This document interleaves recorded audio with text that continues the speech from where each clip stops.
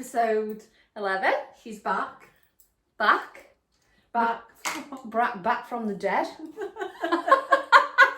2 whole weeks since the last podcast. Yeah, it is, isn't it? Yeah, it is 2 weeks because it is Saturday now as well. Yeah. And I'm thinking, you survived? I did survive. Only just. Only just. I've come to the conclusion that it didn't happen. I think that's always the best thing to Yeah. do. That actually that. What happens in Benidorm stays in Benidorm. It is very much like that. Because literally, my friend said, I said, I've bought something back from Benidorm. Friend was like, not a Spanish waiter, are you? Well, No, I left him there. Goodbye, want Spanish though. What is it good? What generally is it like? A lot of people saying go, and I speak to a guy went and he said it's mad. It's mad. Yeah. It's just chaos. Yeah, it is chaos. Like if you're going or that you've ever been, you just know that everything goes out the window. Everything. Just everything. Your morals, your boundaries, your sense of time. Karaoke every night in the Black Chicken. The Black Chicken. Stop it. Honest to God. So yeah, it is very much like it's just carnage. It's so good though. Like we had such a good time. I did last time though. To be fair, it is just full of men though. Oh, like really? I'm thinking about it now. I'm thinking, did I actually see another woman? Like obviously I did. Yeah, but majority but men. The majority are men. And mostly stag do's and like hen do's or. No, like some people we met were just on lads' holidays. Yeah, so yeah. there is stag do's and things like that, but it is mainly just honestly Any stories? not really. Keeping it PG.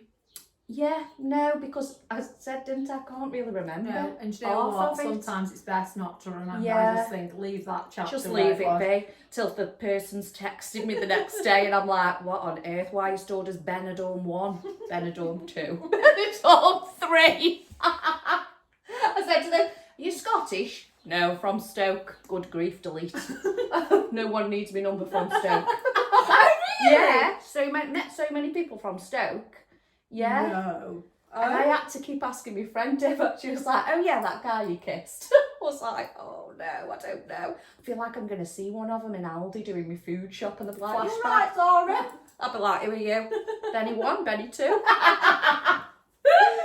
So yeah, no real stories. It was just a laugh. And no anxiety. And no anxiety at all. No, not. You know what? Because I think it is what it is.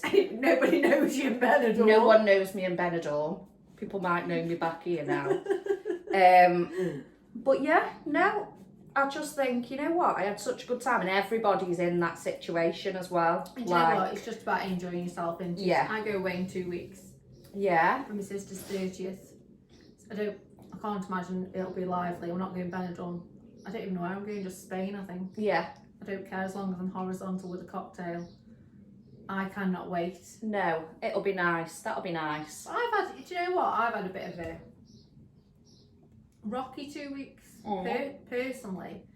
I think the whole dynamics of breaking up with somebody and trying to navigate co-parenting when you're the default parent because the other person's job is so full-time, Yeah. then it almost feels like my job is more inferior. Yeah.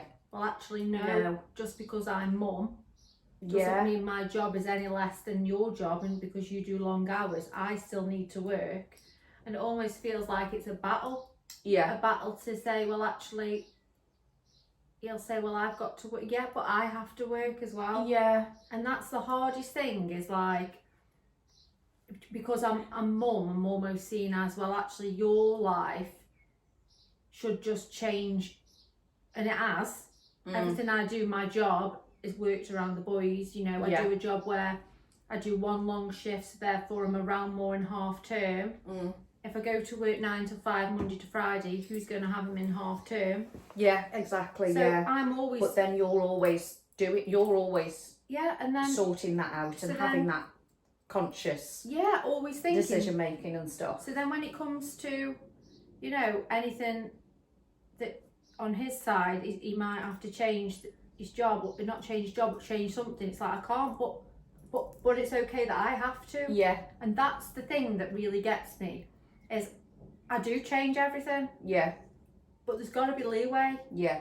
And I get you also have to work, and that's the job that you do. But my job is equally as important, and it makes me feel like it's so frustrating. I've been in that situation before where Freddie's dad obviously has never really been around, so it's always been the same with him. But I used to get it when like Theo's school rings, he's not very well, and it's, well, you'll have to go get him.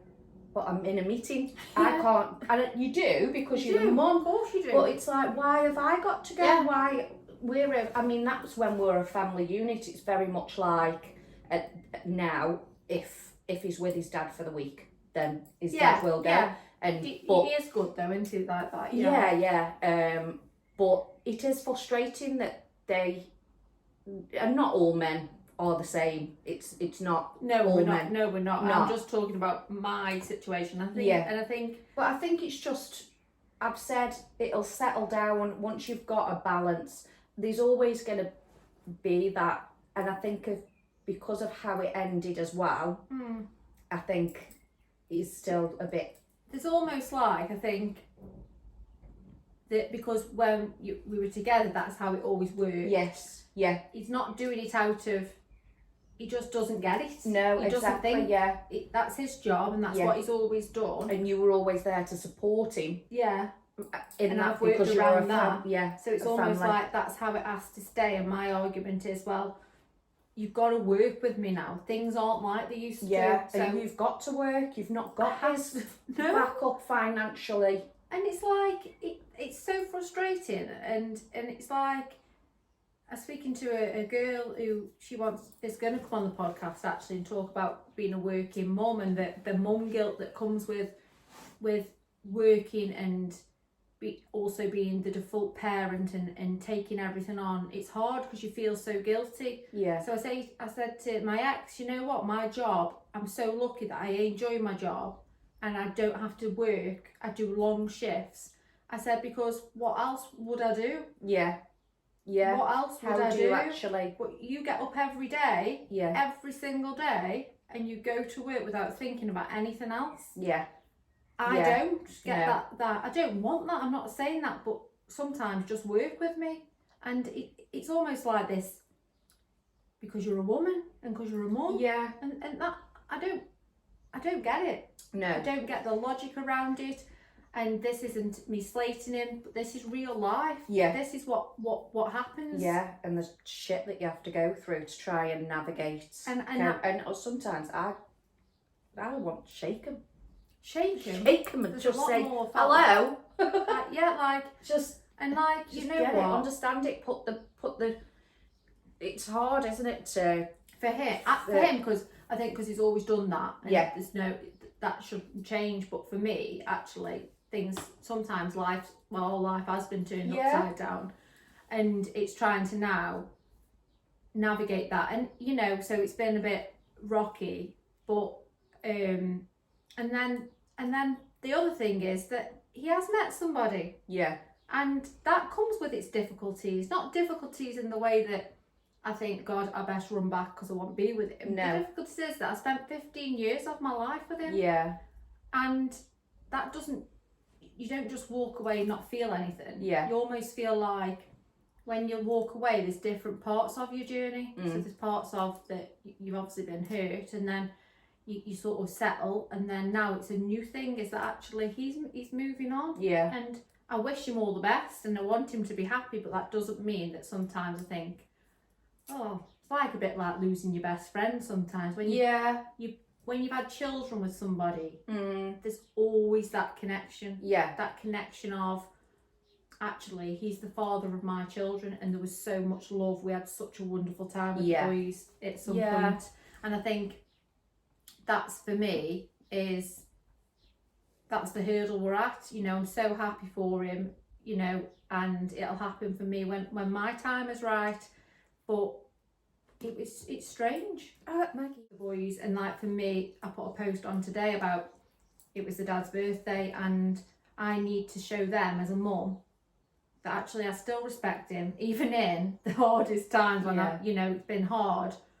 That he was 40 and we made a scrapbook of pictures and memories that he's got with the boys, and we made cards, and because I have that duty, I have that, even if I hurt or we've had an argument or it's something's happening in the background, I've still got 2 boys who I have to show that it's not horrible. And because I had it growing up.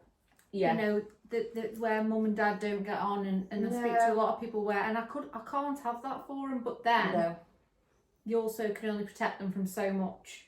Yes, as well. It's not your responsibility to protect them from his actions. No. In if he can't see them and things like that, it is shit, because I used to have it with Freddie's dad where I'm working this weekend so I can't have him, and I'd have to explain it to him, and it got to a point where I was like, well, you need to explain that you can't come because you're busy at work.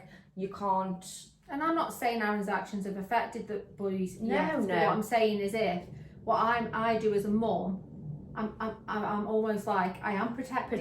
But then actually now I'm just like, when they're with me, they're with me, and that's my time. When they're with the dad, I can't, because I don't shut off. I'm always like, or what they're doing, what they I think so. Like, for example, they went today, and I was like, no, Sarah, now that's their time with the dad, and they've got 3 days with him. And they were so excited. They give him the cards and stuff. But so it's just like, it's like it calms, doesn't it? And then there's a hurdle, and then it's calm again, and then it's like, I just want just a calm life. Let's navigate co-parenting, put the boys at the forefront of everything we do. End of. Hopefully you can.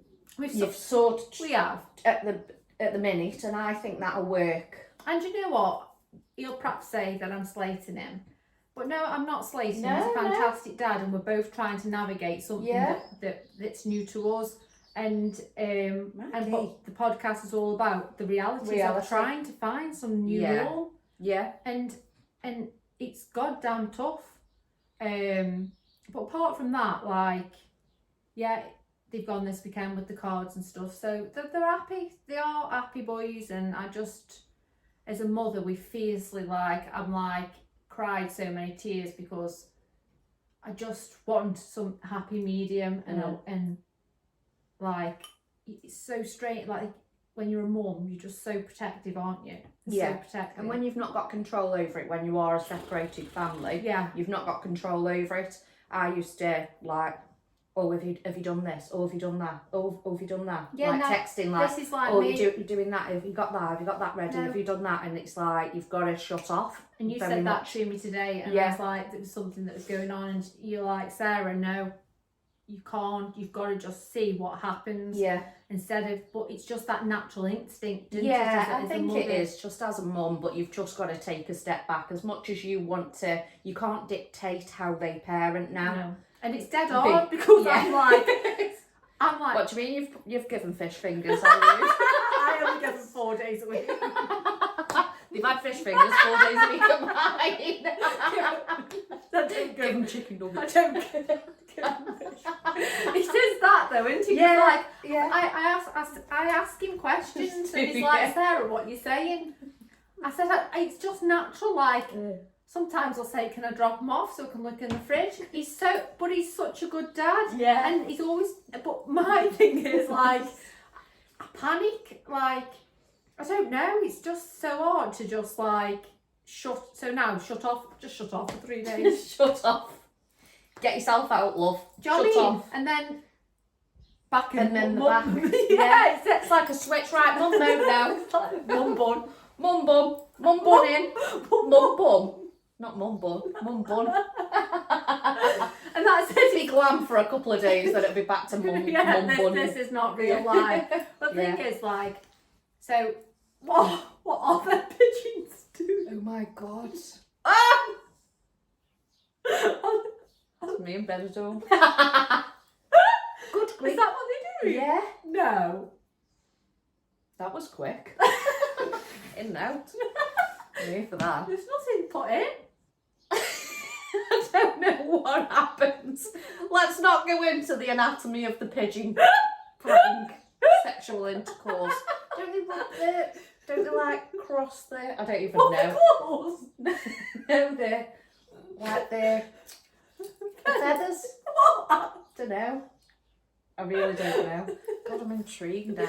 Anyway. They're always there, cooing on me back thing. Cool. Like that. So anyway, the glamorous life of co-parenting, dealing with it. As a mum, I think we always take the load of it all anyway. I think, well, I will anyway. Yeah, and it's fine, isn't it? Because as mums, that's what we do. It's absolutely. It is what it is.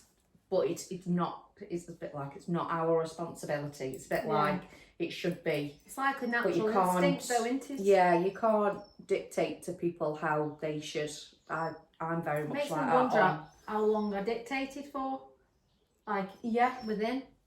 Yeah. It's weird. Like, I think you take a step back from somebody and the true colours come. Yeah. And that's the hardest thing. Yeah. Is you see different. Yeah. And you do. Yeah.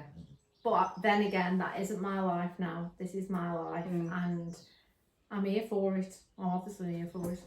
Trying winging it, absolutely winging it every day, and I've been doing a lot of work. And we talk a lot, don't we? And I think it's dead important. This podcast is like women empowerment, women empowerment, and like about self-worth again. Like, I'm here for it. So I listened to a podcast. I've listened to it twice actually, because I listened to it twice because she was just dead like. So she said she was the most confident woman ever. Like, she had like a big massive £1 billion business, and she was dead successful and confident, but behind the scenes her self-worth crippled her. Yeah, it's this. She said self-confidence and self-worth are completely different. And it was quite like, so she said like that is a lot of women don't feel good enough, and it was showing up in her life. Even though she was so successful, she was a bit like, she had this thing in her head saying, no, you're not good enough. She said that Oprah Winfrey said to her, they had a meeting in the garden about her business, and Oprah Winfrey said, ring me anytime that you want me or speak to me. And she said it took her 4 years to ring her, because these thoughts in her head were like, why would you ring her? Yeah. You're not good enough for that. You're not good enough or for it. What are you going to say? And she said, and that was the moment for her where she thought, actually, I need to understand like what self-worth is. Yeah. And what's that saying where they say that you aren't not proper, like when they say like you aren't something, what is it? Proper something. It's like when you're, say, like, for example, like my cousin's training to be a nurse, and then in her head she isn't. It's like a saying, can't think what it's called, like don't put Google it. Google it, yeah. Google it. But yeah, she was saying it was more like external. There's all this thing about how you go in Boots and it's like all the cosmetics and things like that showing, you aren't good enough. You need this makeup for this. You need this skincare for this. You need this. So actually, the whole thing in the background is just screaming that women aren't good enough, that you need all of this external things to make you feel better. I can't remember what it was, but anyway, she said it's almost like, so for me, for example, like I know where I want to be, and then I have a part of me that is constantly pulling me back, saying you're not good enough, and that comes down to your self-worth. That comes down to something that you've been instilled in from a young age, that you aren't good enough. And she also said, I found dead interesting, was don't wait on your weight. So she said there's so many women and men who don't go ahead and do things because of the weight, because we've been brought up in a society that says if you aren't this certain way or you're bigger than the norm, Yeah. you don't fit in. She said, so she became a mum and she had a daughter and she went to the swimming pool and she covered her whole body up because she was embarrassed of her body. And her husband and the baby were got in the water, and she had this moment where she thought, what am I teaching my daughter? Why am I sitting here covered up? Yeah. I've just had a baby, I've given birth. And so she says, I took all my clothes off, I shoot my cellulite. I love it. I'm here for that. And then she got in the pool, and from that moment on, she thought, there's so many women and men who stopped doing things because of the weight. Yeah. And I get that. Yeah. Do you know what? Yeah. Like, it isn't a nice feeling, is it? If we're a certain way, you won't fit in, or somebody's going to judge you by, you know, if you're a bit bigger. And we can't all be one size fits all. That'd be a bit boring, actually, to be fair. Yeah, 100%. So it's a really good podcast. And then she goes on to talk about how she overcome it. And to be honest with you, it's the 4 R's, but I can't really remember. But what I will do is I'll put it onto the Instagram page. Such a really good podcast, and she's now some bestseller and teaches women about self-worth. And I'm here for self-worth. I've got a long way to go with it because I can tell every time I do something, my mind says no. Yeah, you pull back. Why are you doing that? Why are you doing that? Yeah. And I spoke to another mum, and actually she messaged, didn't she, and said, you know, and she's a mum on the school run, and there's so many of us as women who are lost, and that's because sometimes we do as mums, don't we? We do get lost, and then once the children grow up, you sort of got to find an identity again. Yeah. You don't want to do that when your kids are grown up, though, do you? But so I think I remember Jake and Oliver not wanting me as much, and you sort of like 4 and 6, and they're sort of finding their feet, and then I was just like, oh right, okay, so I've got this time now. So you then need to go back into. Then you work on yourself, and I think a lot of mums, I don't want to say lose yourself because it's a great we love being a mum, but you do lose your identity. Yeah. Because you're consumed, aren't you? Yeah. Full on consumed by them. Fully consumed. I remember just like not washing my hair for days. Yeah. And them times, and I sometimes miss them days, but because you can't be arsed washing your hair. I have to wash my hair. No, I have to wash my hair. Fuming. I mean, we'll like this tomorrow, good grief. Yeah, so like, it's dead important. And I said to this girl, I said, it's hard because she was like, I don't know how to do it. How do I take them steps? And I said, I'll take you under my wing. I said, because it's little steps, isn't it? It's the tiniest things that you do. But isn't it horrible though when you've got no motivation and oh god, just I said, you know, there's been just a bit stuck. There's been times for me like when I haven't particularly wanted to get out of bed. I haven't always been like this. I wasn't like this last month. Well, no. It was horizontal.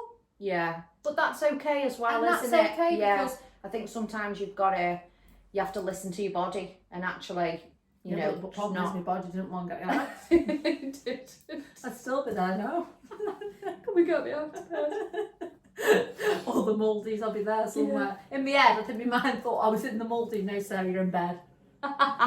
Get out. Get out. Get out of bed now. No, but it's no laughing joke. It was a rough time, and I'm so like thinking about mental health, but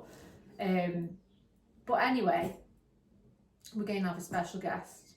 Yeah, she is special. I think it's a good idea now because I think we've sort of like talked about our lives and where we are, and we have the updates, don't we, and stuff, and talk about self-worth. But now we're going to try have a topic each week, and we're going to invite somebody in.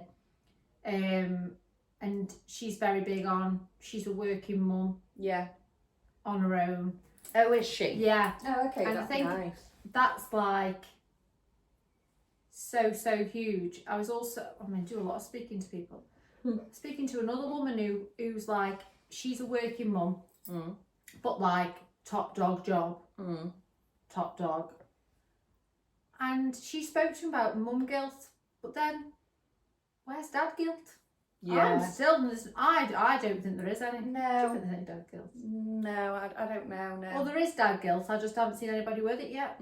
Have you? No. I haven't seen a single person who Because mum gets the guilt, so dad doesn't need to. I'm full on, it cripples me sometimes. Like, I even feel guilty, like, now, being on my own without him, because I feel like I shouldn't be. I know what you mean. I came back from Benidorm and then had to go to Edinburgh, Theo's... What?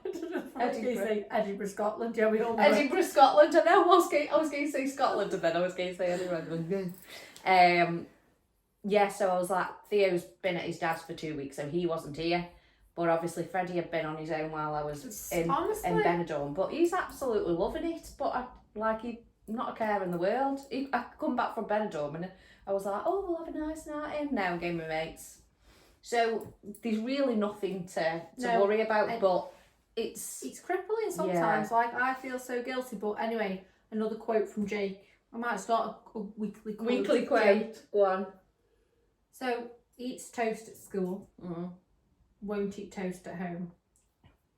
So I said, I had to be a bit firm. You got to start eating. Jake, you like toast. So he said, well, can you make sure I can't see the butter? Well, so I won't put it on. Do you know what? I was looking at the toast, the butter, thinking, when I was pregnant, whoever thought somebody was going to say to me, make sure I can't see the butter on the toast? Good grief. Loved it. Because so what I had to do is butter it and then leave it soak. Yeah, I think that's what it is, because that's what they do at school. They literally, when it's red hot, get your butter on and it soaks in. Do you know what? I like my Lurpak. Honestly, I'm like Manuel in the house. Honestly, honestly, I love them to death. But it's almost like they don't see me for a minute. Yeah. I go upstairs. It's like they sense it. Gone. Where is she? I'm in the Maldives. Just what do I need? Alone. I'm in the Maldives. I might shout that to them. Shout him. I'm in the Maldives. I'm not here. I've changed my name. They're just like. Oh, and Oliver started that new thing where he's that agent. He wants to listen to what I'm saying on the phone. I can't even have a private conversation. Oh no. Anymore. So now I can't have a conversation at home because he's got big ears everywhere. Sent me a voice note the other day and then all of a sudden it went like, and I was like, can't tell what you're saying, but you just in case at all. Because honestly, I'm sure he puts the glass into his door or he sneaks up. And he's at that age where, like now I have to be really mindful of what I'm talking about. Yeah. Because literally, I don't know where he gets it from. God knows. Absolutely no idea that. I'm not nosy at all. I'm only knee deep in everybody's Facebook most nights. Make myself feel better about my life. Anyway, what are you doing tonight? So I'm debating whether to go out, aren't I? I'm not sure. I've just had a little beer. She will be out tonight. Yeah, so I might do. Go out. I know, I might do. I mean, my aunties are out, so I think I might go and catch up because I've not seen them for ages, so it'll be nice. I need not to be hungover. I've got a date tomorrow, so. Date, back on the scene. Back on the scene. I am actually. Do you know what I'm up for? A fun date. And I think I love somebody who's adventurous, proper, like somebody who says, right, plans a date, this is what we're doing. Such an attractive trait. Don't you think? Yeah. So where are you going? I don't know, but he's picking me up on his motorbike. So be careful. I'm in a bad. You need to get some leathers or something. I bet he'll buy me I've got some elbow things. What they call them? Elbow and knee things.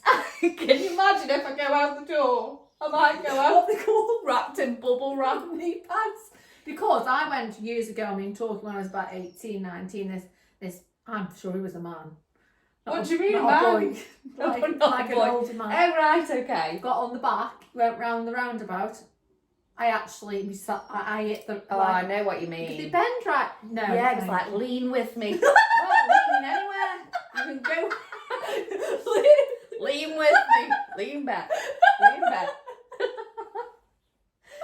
There's an handle on the back. I have a handle on the back. Sorry. Holding round your waist. I feel. I feel like I need to video it. Oh God, Can you video it? I Has don't he know. got a web? Oh, I bet he has.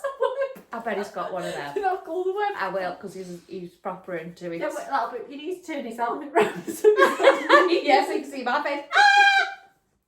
Might clap my hair. Imagine my hair coming out of the thing. Oh God. I mean, what do you even wear when you go on a this? Sorry, I'm not having this. I'm ringing adult social care. I've got I'm some ringing PVC leather social care. You're not It's providing. like you can't wear gloves. It's like, well, I'm supposed. I've got some goalie gloves you can put on. No, he's got gloves. He's got helmet. Oh, so really? yeah, we'll see. I did wake up this morning thinking, why have I agreed to that? I'm not sure. Yeah, just go for it. Do you know what? You have the best time. Fun. And I love It's a like, fun I think date. you'll love it. So we're gonna do that. Go for breakfast and then. Yeah, that's it. I think. I'm here for somebody who plans, a man who plans a date. I can't stand these people who like don't make plans and expect me to. Like, I'm here for a man, like, here, at 7 o'clock, this time, Yeah, be there. Absolutely. absolutely. I'm here for I that. mean, if I do go out, it better not be early. I'll be sick on that motorbike. Bring a bucket. Well, I'm going all out tonight. Yeah. I'm going all out. I'm going to Audley Edge Posh. on a date. Are you excited? Do you know what? I had a bit of time off, didn't I? And I think now is the time to dip my toes back in and literally just my toe and to see what it's about. I've never been. Do you know what? I've never been to Audley Edge. I went, yeah. I've been a couple of times just for food. It's nice. Is it? Yeah, so I'm going there tonight. And do you know what? What I like, I've decided that I like in a man who's got emotional intelligence, who can lay it out if like what they want. Yeah. This is what I want. Yeah.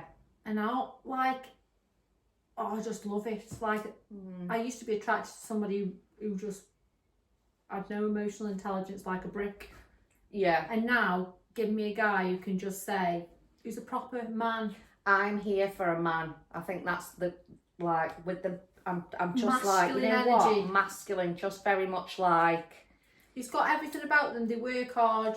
You know what? They know themselves, and it's such an attractive trait, isn't it? Like, I'm like proper like into like somebody who just knows who they are. Yeah. And is gonna bring add to my life rather than not add I to don't my need life. like I'm going down a different route, obviously, with this guy's different route.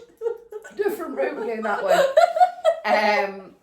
So yeah, we're getting down a different route because I don't need looking after. I know myself, and I don't need someone, and I don't need to look after someone either. And that's a bit like, It's very much like I don't want someone who I need to. Like, I'm quite loving and quite caring, like I am. yeah, but you also don't want someone who needs that. Who needs it, yeah. And like financially and things like that, like I don't need it, they don't need it. We're very much like. I think it's nice. So for me, when I noticed when I first came out of the relationship, and maybe up until last year, is that I was looking for people I could fix, because I naturally want to fix people. But actually, the more I've healed and the more work I've done on myself, actually my job isn't to fix my partner. And you don't need that. No, but in it's your strange life. how you grow. Like, now I'm after somebody who actually doesn't need fixing, who's actually going to come and bring positives, where I still now and again still get attracted to somebody who needs fixing. Well, you need to manifest that out. I've manifested it. Well, it's going that way, where I'm manifesting like somebody who just brings so much value, who knows what he's about. Do you know what? I can feel him around me. He's going to come. It's going to come. I don't think he's going on an Olsen cart, just an aeroplane. I'm going for an aeroplane now. We've bigged it up a little bit. I'm going big it up. So, yeah, I'm excited for tonight. My engine light's on my car, so whether I get to Wilmslow. Oh, no, I don't go out. I'm like, I don't go out in case I need to come pick you I've got up. an Olsen car coming back. Get me on that plane. Anyway, episode 11 done. Yeah. Next week I'm going to see if that girl wants to come on. We'd have to change the dynamics of where the camera is and stuff. Unless she sits in the middle, and we all do. Here. Come here, dog. Anyway, got messages coming through. Right. Have a good week. Have a good week. Bye.